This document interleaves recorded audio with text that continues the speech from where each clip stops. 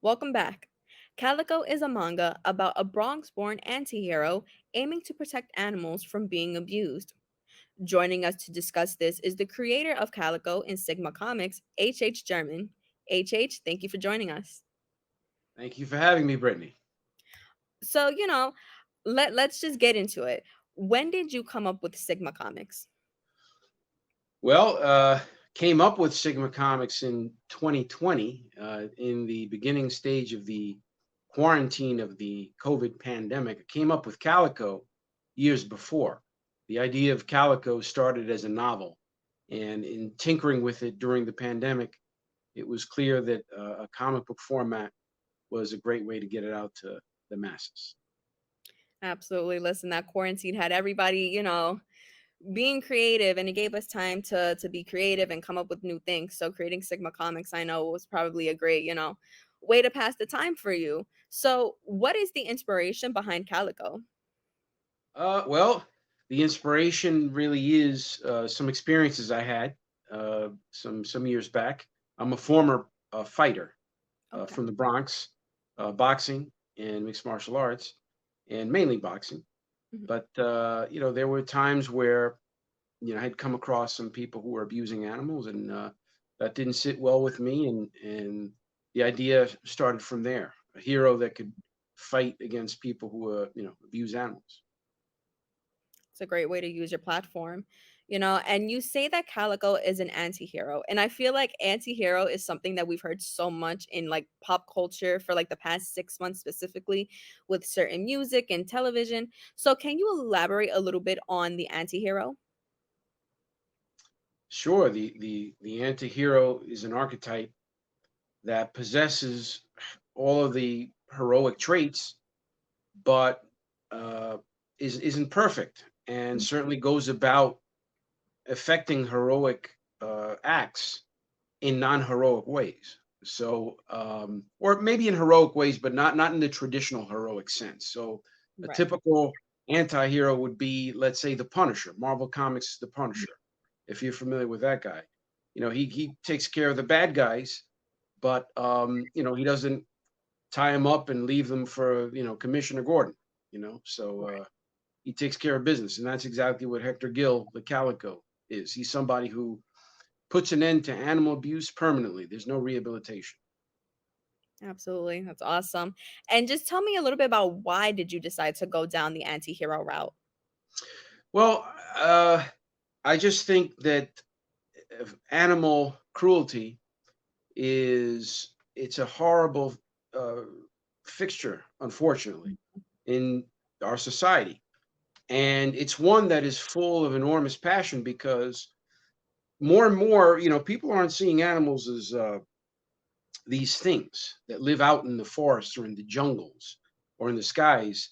More and more, they're our friends, they're our family Mhm. members. So when you have that kind of growing passion towards a certain, group on our planet, the response to, malady performed on those isn't. It's not enough to just, call the cop. Pick up the phone and dial 911. It stirs enormous amount of passion, and of course, once you have passion, you have danger, you have all these malignant elements. Then you can create an atmosphere for an environment for drama and a character like the Calico. Yeah, for sure. And you mentioned just a few moments ago that you were a boxer and participated in MMA. So tell Right. me about how your boxing career influenced Calico. Well, the experiences, of course, and you can, as a reader, you can benefit and sort of dive into all those little nooks and crannies of experience through reading Here Comes Calico, whether the comic book format or the manga, Hmm. the Japanese comic, which they read, of course, right to left in a digest booklet. Hmm. But it's all the intricacies, the detail of being in a fight. A lot of people, a lot of comic book writers today, they haven't never been in a fight, and this is essential. Conflict is an essential aspect of comics. Hmm. That's the whole point: is pitting good versus evil and creating the hero. and how the hero defeats the villain. Well, if you haven't had any conflict versus any kind of malady, it's kind of hard to write about that. So I grew up fighting in New York City, in the streets of the Bronx, and in boxing gyms. So I have a very firm understanding of how that all works. So people who want to learn about that would certainly enjoy reading Here Comes Calico, because it does get pretty technical.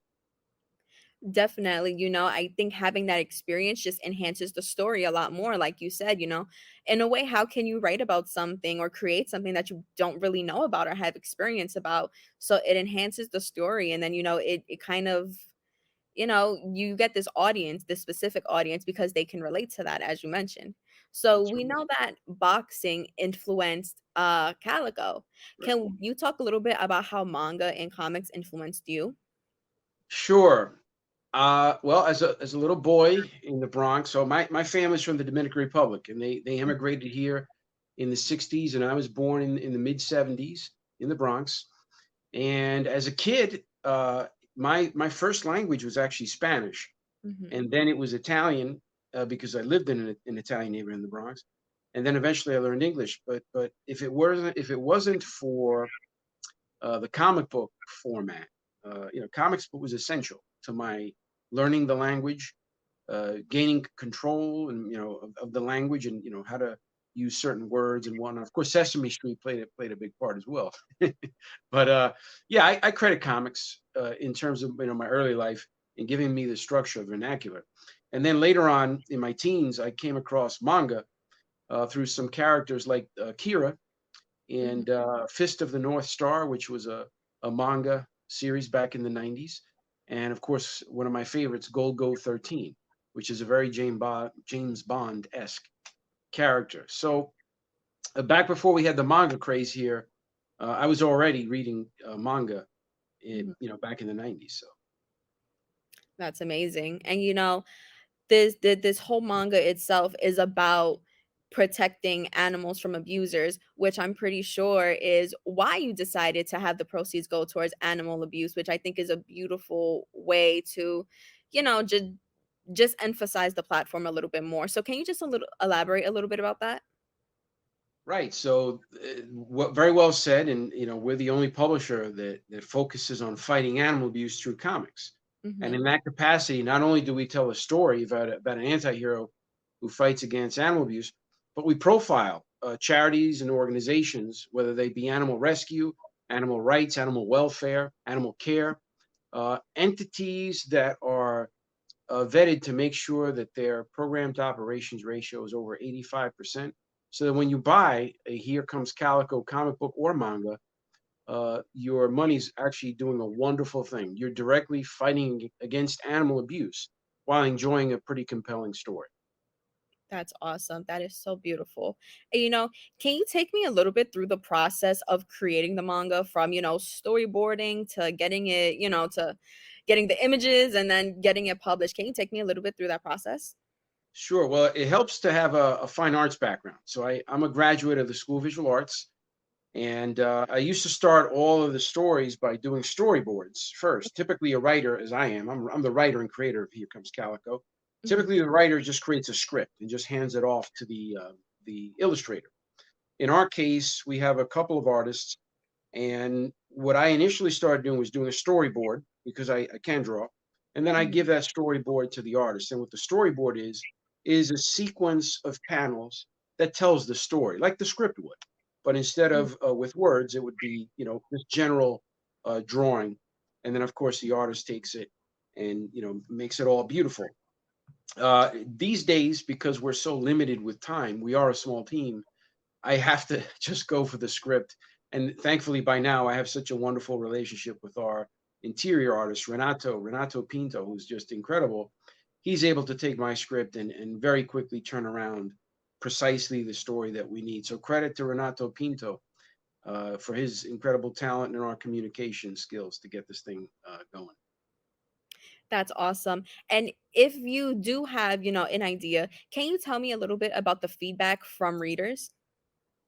Oh yeah, I mean, well, that's the wonderful thing about the comic book and manga medium is you're able to try different things. It's like little laboratories, right? So Mhm. and during in this time of social media, you put out a book, and pretty quickly you have readers giving you feedback about the story and whatnot.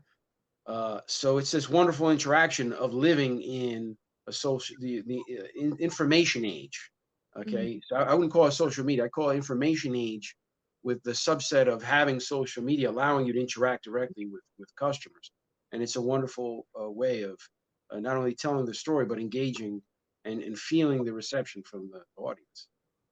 The information age, I like that. I like that. Um, so can you tell us, what is next for Calico? Is there, maybe an animation plan? What's next? Listen, that would be a wonderful dream, and let me tell you, I'd be eating popcorn there with you watching it. But yeah, I wish. It's very hard. Anime. I don't know if people realize this. Anime takes a lot of money. In some cases, millions of dollars to put together. But the next steps, I would say, immediately in the very near future, would be to finish out the first series, which would be 4 volumes of Here Comes Calico. And by the way, as I mentioned before, the comic book is the series is collected both as a comic book and a manga. So the comic book is 8 sets, 8 comics, and we're currently on issue 6. And the manga would be 4 volumes, and we're currently on volume 1. You get that on Kickstarter, going to Kickstarter.com just by typing in "Here Comes Calico." And we really appreciate the support out there that we're getting. And again, it's the best way to fight animal abuse through comics. So near term, finishing out the first series of manga and comics. Hopefully, we'll get that done this year. I'm pretty confident we'll get that done. And then moving on to next year, uh, um, starting on a new manga series that stems from Here Comes Calico. And it's a story about Hector Gill as a kid before he turned into the Calico. And his moniker there is Green Eye Bandito. And he has a little helper who happens to be a little furry helper for all you animal lovers out there. Oh, I love that. A little prequel action going on. That is so exciting. Congratulations. Thank you, thank you. Long term, yes, manga. I'm sorry, anime. Long term anime, and who knows what else from that. Hopefully, toys, movies. You know how it goes. Yeah, yeah, that's so exciting. We wish you all the best. So, I'd like to thank Dashell and HH for taking the time for joining us tonight. And I'd like to thank you guys for watching. And guess what? That's right. We'll see you next week. Stay safe.